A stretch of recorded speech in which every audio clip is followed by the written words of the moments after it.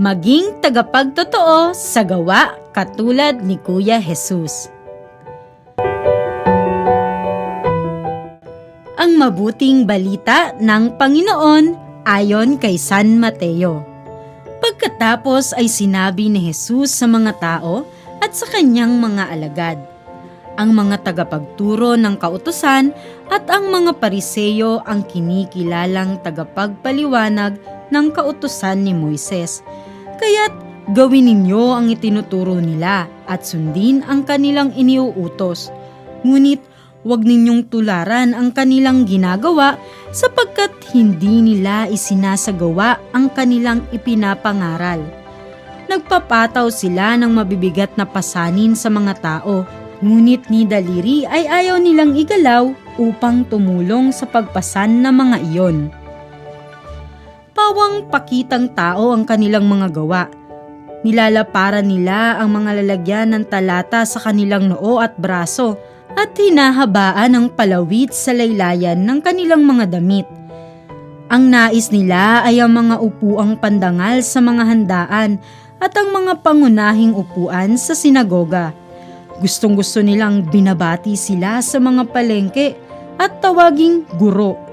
Ngunit huwag kayong patawag na guro sapagkat iisa ang inyong guro at kayong lahat ay magkakapatid.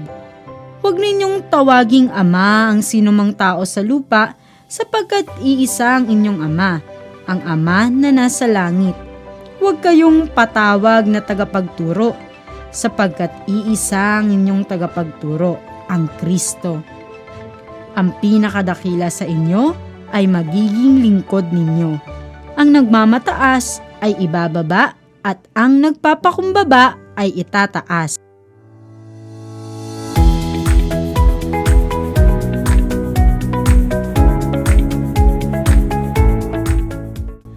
Ang mga eskriba at pariseyo noong panahon ni Kuya Jesus ay kinikilalang mga leader sa lipunan. Ang mga eskriba kasi ang tagapagsulat ng mga kautusan ni Moises at ang mga pariseyo naman ang nagbibigay ng kahulugan sa mga ito at opisyal na tagapagturo sa mga tao. Pero may hindi maganda sa pag-uugali ng mga eskriba at pariseyo mga bata. Kahit sila ang mga experts sa batas ng Diyos, hindi naman nila isinasabuhay ang mga ito. Gustong-gusto nilang purihin sila ng mga tao. Tatawaging guro pero hindi naman sila marunong makipagkapwa gaya ng itinuturo ng kautusan.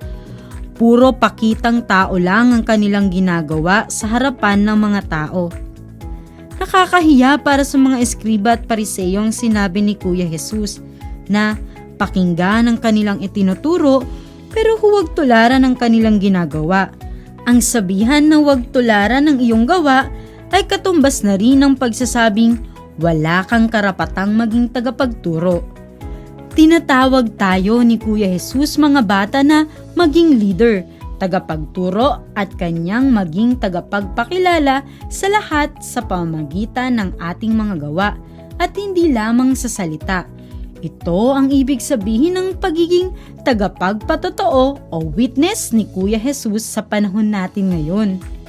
Nagaganap ang tunay na pagtuturo at pagpapakilala kay Kuya Jesus sa pagtulad ng iba sa ating mga halimbawa at hindi lang sa pakikinig ng ating pinapangaral. Malilimutan ng iba ang sinasabi natin pero hindi ang ating ginawa. Action speaks louder than words. Sabi nga ni Saint Anthony of Padua. Kaya't huwag nating maliitin ang kahalagahan at ang kapangyarihan ng pagiging tagapagtotoo sa mundo ngayon. Ang ating pagiging mabuting halimbawa sa iba, maliit man ito o malaki, ay kayang makapagpabago ng isang lipunan. Kaya naman ipinaalala ni Saint Paul VI na ang sangkatauhan ay higit na nangangailangan ng tagapagtotoo kaysa isang tagapagpaliwanag. Sa makatwid, ang isang Kristiyano ay hindi nagmumula sa mga titulo o posisyon, kundi sa ating tapat na pagsunod sa turo at aral ni Kuya Jesus sa pag-ibig at paglilingkod sa kapwa.